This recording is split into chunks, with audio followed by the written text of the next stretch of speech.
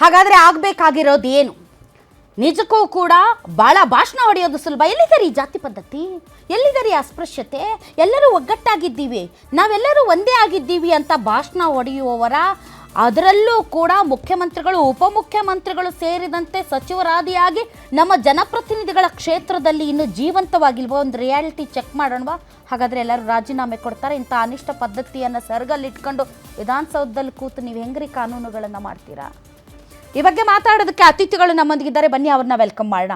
ನಮ್ಮೊಂದಿಗೆ ಇದ್ದಾರೆ ಸುಂದರೇಶ್ ನರ್ಗಲ್ ಅವರು, ಹಿಂದೂ ಸಂಘಟನೆಯ ಮುಖಂಡರು. ಸರ್, ತಮಗೆ ವಿಶೇಷ ಕಾರ್ಯಕ್ರಮಕ್ಕೆ ಸ್ವಾಗತ. ಅದೇ ರೀತಿ ಕುರುಬ ಸಮುದಾಯದ ಮುಖಂಡರಾದಂಥ ಮಂಜೇಗೌಡರು ಜಾಯ್ನ್ ಆಗಿದ್ದಾರೆ. ಸರ್, ತಮಗೂ ಕೂಡ ಸ್ವಾಗತ. ಇನ್ನು ದಲಿತ ಮುಖಂಡರು ಮತ್ತು ಪ್ರಗತಿಪರ ಚಿಂತಕರು ಭಾಸ್ಕರ್ ಪ್ರಸಾದ್ ಅವರಿದ್ದಾರೆ, ತಮಗೂ ಕೂಡ ವಿಶೇಷ ಕಾರ್ಯಕ್ರಮಕ್ಕೆ ಸ್ವಾಗತ. ಒಕ್ಕಲಿಗ ಸಂಘದ ವೀರಶೈವ ಮಹಾಸಭಾದ ಮುಖ್ಯ ಕಾರ್ಯದರ್ಶಿಗಳಾದಂಥ ನಟರಾಜ್ ಅವರು ಜಾಯ್ನ್ ಆಗಿದ್ದಾರೆ. ಸರ್, ತಮಗೂ ಕೂಡ ಸ್ವಾಗತ. ಇನ್ನು ಒಕ್ಕಲಿಗ ಸಂಘದ ಪದಾಧಿಕಾರಿಗಳು ಮತ್ತು ನಿಮ್ಮೆಲ್ಲರ ಅಚ್ಚುಮೆಚ್ಚಿನ ಡಾಕ್ಟರ್ ಆಂಜನಪ್ಪ ಅವರು ನಮ್ಮೊಂದಿಗಿದ್ದಾರೆ. ಆಂಜನಪ್ಪ ಅವರೇ, ತಮಗೂ ಕೂಡ ವಿಶೇಷ ಕಾರ್ಯಕ್ರಮಕ್ಕೆ ಸ್ವಾಗತ. ಆಂಜನಪ್ಪ ಅವರೇ, ತಮ್ಮಿಂದನೇ ಈ ಕಾರ್ಯಕ್ರಮವನ್ನು ನಾನು ಆರಂಭಿಸೋಕೆ ಇಷ್ಟಪಡ್ತೀನಿ. ತಾವು ಹಿರಿಯರಿದ್ದೀರಿ, ಅನುಭವಸ್ಥರಿದ್ದೀರಿ, ಸಮಾಜದ ಎಲ್ಲ ವರ್ಗಗಳನ್ನು ಮುಟ್ಟಿ ತಾಗಿ ಅವರಿಗೆ ಟ್ರೀಟ್ಮೆಂಟ್ ಮಾಡಿದಂಥ ಡಾಕ್ಟರ್ ನೀವು. ನಿಮಗೆ ಯಾವುದೇ ಜಾತಿಯ ಸೋಂಕು ಇಲ್ಲ. ಆತ ದಲಿತನಾಗಲಿ, ಕುರುಬನಾಗಲಿ, ಒಕ್ಕಲಿಗನಾಗಲಿ, ಲಿಂಗಾಯತನಾಗಲಿ, ಆತ ಮುಸಲ್ಮಾನರಾಗಲಿ, ಆತ ಬಡವನಾಗಲಿ, ಬಲ್ಲಿದನಾಗಲಿ, ಎಲ್ಲರನ್ನು ಮುಟ್ಟಿ ಚಿಕಿತ್ಸೆ ಕೊಡುವಂತಹ ದೇವರ ಅಪರಾವತಾರ ತಾವುಗಳು ಅಂತ ನಾನು ಭಾವಿಸ್ತೀನಿ. ಏನು ಸರ್ ಇದು?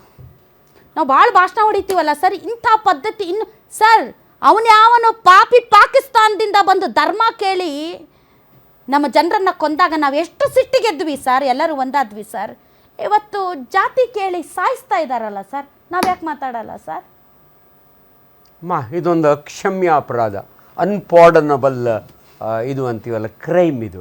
ನನಗೆ ಹೊಟ್ಟೆ ಉರಿದಿದ್ದು ಅಂದರೆ, ನಾನು ಸರ್ಜನ್ ಆಗಿದ್ದು ಹುಬ್ಬಳ್ಳಿಯಲ್ಲಮ್ಮ, KMCಯಲ್ಲಿ ಜೀವ ಉಳಿಸ್ಬೇಕು ಅಂತ ಒಬ್ಬ ಹಳ್ಳಿ ರೈತನ ಮಗನಾಗಿ ನಾನು ಕಷ್ಟಪಟ್ಟು ಓದಿ ಬಂದರೆ ಇವತ್ತು ಅಂಥ ನ್ಯೂಸ್ ಕೇಳಿದರೆ ಇದು ಎಲ್ಲರೂ ಕೂತಿದ್ದೀವಿ ಇಲ್ಲಿ. ನಿಜವಾಗ್ಲೂ ರಾಧಮ್ಮ ಹೇಳ್ತೀನಿ, ಇಂಥದನ್ನು ಡಿಸ್ಕಸ್ ಮಾಡಬೇಕು ಅಂದ್ರೇ ಮೈಯೆಲ್ಲ ರೋಮಾಂಚನ ಆಗುತ್ತೆ. ಇದು ಒಬ್ಬ ತನ್ನ ಹೊಟ್ಟೆಯಲ್ಲಿ ಹುಟ್ಟಿದ ಮಗಳು, ಅವಳ ಹೊಟ್ಟೆಯೊಳಗೆ ಒಂದು ಪಾಪು ಇದೆ, ಈ ಮನುಷ್ಯ ಕೊಡ್ಲಿ ತೊಗೊಂಡು ಹೊಡಿತಾನೆ ಅಂದರೆ ಇವನು ಯಾವ ಮಟ್ಟಕ್ಕೆ ಇವನು ಮನುಷ್ಯನ, ರಾಕ್ಷಸನ? Very very unfortunate. ಅದಕ್ಕೆ ಕಾರಣ ಸರ್, ಅದಕ್ಕೆ ಕಾರಣ ಜಾತಿ. ಜಾತಿ ಜಾತಿ ಬಟ್ ನನಗೆ ರಾಧಾ ಒಂದು ಹೇಳ್ತೀನಿ ಕೇಳಮ್ಮ, ನಾನು ಹಳ್ಳಿಯೊಳಗೆ ಹುಟ್ಟು ಬೆಳೆದಿರೋನು, ಇವೆಲ್ಲ ಜಾತಿ ಇವ್ರನ್ನ ನೋಡಿ ಬಂದಿರೋನು. ಆದರೆ ಇವತ್ತು ನನ್ನೂರಿನಲ್ಲಿ 45 ಕಿಲೋಮೀಟ್ರ್ ಇಲ್ಲಿಂದ ದೊಡ್ಡ ತುಮಕೂರು ಗ್ರಾಮ. ನನಗೆ ಆಶ್ಚರ್ಯ ಆಗುತ್ತೆ, ನಮ್ಮೂರುಗಳಲ್ಲಿ ಎಷ್ಟು ಮುಂದುವರೆದು ಬಿಟ್ಟಿದ್ದೀವಿ ಅಂದರೆ, ದೊಡ್ಡ ಮುತ್ತಪ್ಪ ಅಂತ ಒಬ್ಬರಿದ್ರು, ಮುತ್ತಪ್ಪ ಅಂತಿರಲ್ಲ, ದೊಡ್ಡ ಮುತ್ತ ಅನ್ನೇವೆ, ನಾವೇ ಪಿಂಜರಾಪೋಲು ರೈತರ ಮಕ್ಕಳು, ಅವನ ಬಾಯಿಗೆ ಹಿಂಗೆ ನೀರು ಏನು. ಇವತ್ತು ಅವನ ಮಗ ನಮ್ಮೂರಿನ ಚೇರ್ಮನ್ನು ರಾಮಕೃಷ್ಣ ಅಂತ ತಪ್ಕೋತೀವಿ ನಾವು ಒಬ್ಬರು, ಅವನ ಮಗ MBBS ಮಾಡ್ತಾವನೆ. ನನ್ನೂರಿನೊಳಗೆ ಇಷ್ಟು ಚೇಂಜ್ ಆಗಿರೋವ, ಇಲ್ಲಿ ಏನಾಗಿದೆ ಇವರಿಗೆ ಅಂತ ನನಗೆ ಅರ್ಥ ಆಗೋದಿಲ್ಲಮ್ಮ. ನನ್ನ ಊರಿನ ನಾನು ನೆನೆಸ್ಕೊಂಡ್ರೆ ಹೆಮ್ಮೆ ಅನಿಸುತ್ತೆ. ಇವತ್ತು ನಾವೆಲ್ಲ ಒಗ್ಗಟ್ಟಾಗಮ್ಮ. ನಮ್ಮೂರಿನಲ್ಲಿ ದಲಿತರ ಒಬ್ಬ ರಂಗಸ್ವಾಮಿ ಅಂತ ಫಸ್ಟ್ ಇಂಜಿನಿಯರ್ ಆಗ್ತಾನೆ, ಅವನು ನೋಡಿ ನಾವೆಲ್ಲ ರೋಲ್ ಮಾಡಲ್ಲ ನನಗೆ ಅವನು. ಹಂಗಿರೋವಾಗ ಇಂಥ ಸಮಯದಲ್ಲಿ ಇಂಥವ್ರಿಗೆ ಇದು ಅಮ್ಮ, ಇದು ಈ ರಾಜಕಾರಣ ಇವ್ರು ಬದಲಾಗೋದಿಲ್ಲ. ಇವೆಲ್ಲ ತುಪ್ಪ ಸೇರಿದ್ದು ಇನ್ನೂ ನಿಮ್ಗೆಲ್ಲ ಮಾತಾಡೋದು ಒಂದೇ ಒಂದು ಜಾತಿ ಗಣತಿ ಯಾಕ್ರಿ ಮಾಡ್ತೀರಿ? ಕೇರಿಗಳು ಸರ್, ಕೇರಿಗಳು ಇದಕ್ಕೆ ಸರ್ ಜಾತಿ ಗಣತಿ ಮಾಡೋದು ಯಾಕೆ ಹೇಳಿ? ಈ ರೀತಿಯಾದಂಥ ಜಾತಿಯ ಸೋಂಕನ್ನು ನಿವಾರಣೆ ಮಾಡೋದಕ್ಕೆ, ಆರ್ಥಿಕವಾಗಿ ಸಬಲರನ್ನಾಗಿ ಮಾಡೋದಕ್ಕೆ ಇರಲಿ ಸರ್, ದಟ್ ಈಸ್ ಸಪ್ರೇಷಟ್ಟು.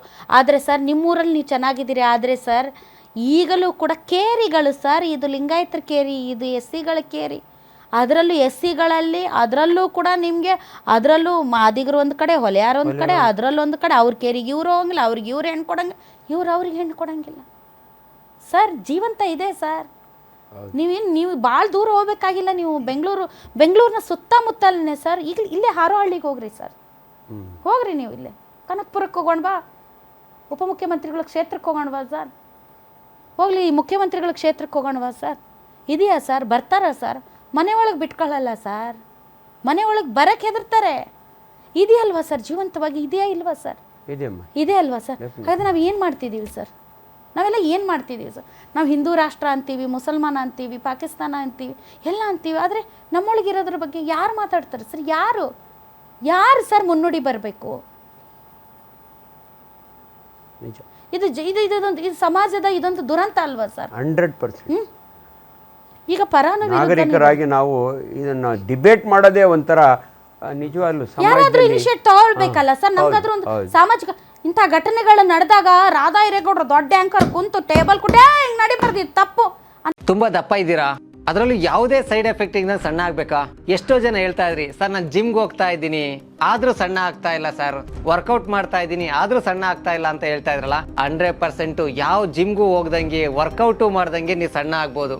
ಪ್ರತಿದಿನ ಬೆಳಿಗ್ಗೆ ಸಂಜೆ 2 ಟೈಮ್ ನಮ್ಮ ಜೀನಿ ಸ್ಲಿಮ್ನ ಯೂಸ್ ಮಾಡಿ ಯಾವುದೇ ಸೈಡ್ ಎಫೆಕ್ಟ್ ಇಲ್ದಂಗೆ ನೀವು ಸಣ್ಣ ಆಗ್ತೀರಾ. ಯಾಕೆಂದ್ರೆ ಜೀನಿ ಸ್ಲಿಮ್ಮು ಒಂದು ಉತ್ತಮ ಆಹಾರ ಅಂತ ಹೇಳೋದು ಸುಲಭ ಸರ್. ಆಳಕ್ಕೆ ಇಳಿದು ಸಮಾಜದಲ್ಲಿರುವಂಥ ಈ ಅಸ್ಪೃಶ್ಯತೆಯನ್ನು ಹೋಗಲಾಡಿಸೋದಕ್ಕೆ ಒಂದು ಪ್ರಾಮಾಣಿಕ ಪ್ರಯತ್ನ ಬೇಡವಾ ಸರ್? It's okay. ಇವತ್ತು ದೇಶದಲ್ಲಿ ಭಾಳ ಕುರ್ಚಿ ಫೈಟ್ ನಡೀತಾ ಇದೆ, ಅದು ನಡೀತಾ ಇದೆ, ಇದು ನಡೀತಾ ಇದೆ. ಬಟ್ ನನಗನ್ಸಿದ್ದು ಇವತ್ತು ಇಟ್ಸ್ ಅ ನೀಡ್ ಆಫ್ ಇದು ಬೇಕಾಗಿರೋದಂತ ನನಗನ್ನಿಸ್ತು 100%. ಯಾಕೆಂದರೆ ನಾನು ಭಾಷಣ ಹೊಡೆಯೋದು ಸುಲಭ, ಆದರೆ ಇದಕ್ಕೋಸ್ಕರ ಏನಾದರೂ ಒಂದು ಅಟ್ಲೀಸ್ಟ್ ಜಾಗೃತಿ ಮಾಡಿಸು ನಿಮ್ಮಂಥವ್ರನ್ನ ಕರೆದು. ಹಳ್ಳಿ ಕಡೆ ನಾವು ಇವತ್ತು ಜಾತಿ ಅಂತೀವಿ, ಅದೇ ಜಾತಿಯನ್ನು ಇನ್ನೊಬ್ರಿಗೆ ಹೇಳ್ಕೊಡಂಗಿಲ್ಲ. ಅವನದೊಂದು ಯಾವುದೋ ಲಿಂಗ ಐತಂತೆ, ಇದೊಂದು ಲಿಂಗ ಒಂದು ಈಗ ಗೌಡ್ರ ಸಮಾಜನೇ ಆಗಿರಲಿ, ಕುರುಬರು ಸಮಾಜ, ಅದರಲ್ಲಿ ಒಂದೊಂದು 4-10 ಪದ್ಧತಿಗಳಿವೆ. ಅದರೊಳಗೆ ಅವನು ಯಾರು ಉನ್ನತ ಸ್ಥಾನದಲ್ಲಿ ಚೆನ್ನಾಗಿದ್ದಾನೆ ಅವ್ನಿಗೆ ಏನು ಬೇಕಾದ್ರೂ ಮಾಡ್ಬೋದು. ಯಾರು ತೀರಾ ಒಬ್ಬ ಕೂಲಿ ಕಾರ್ಮಿಕ ಅವನು ಎಲ್ಲೋ ಇದ್ದಾನೆ, ಅವನ ಜಾತಿ. ಇವತ್ತೇನಾಗಿದೆ ರಾಜಕಾರಣ, ಯಾವುದೇ ಒಲ್ಲಿ ರಾಜಕಾರಣ ಅವರ ಬೆಲೆ ಬೇಯಿಸ್ಕೊಳ್ಳೋಕ್ಕೆ ಅವರ ಒಂದು ಇದಕ್ಕೆ ರಾಜಕಾರಣ ಬೆರೆಸ್ತಾರೆ. ಯಾಕೆಂದರೆ ಓಟ್ಗೆ ಇಲ್ಲಿ ಯಾರೋ ಒಬ್ಬ ಅಧಿಕಾರಿ ಇದ್ದಾನೆ, ಅವನೊಬ್ಬ ಉನ್ನತ ಸ್ಥಾನದಲ್ಲ ಅವನೇ, ಅವನು ನಮ್ಮನು ಜಾತಿ.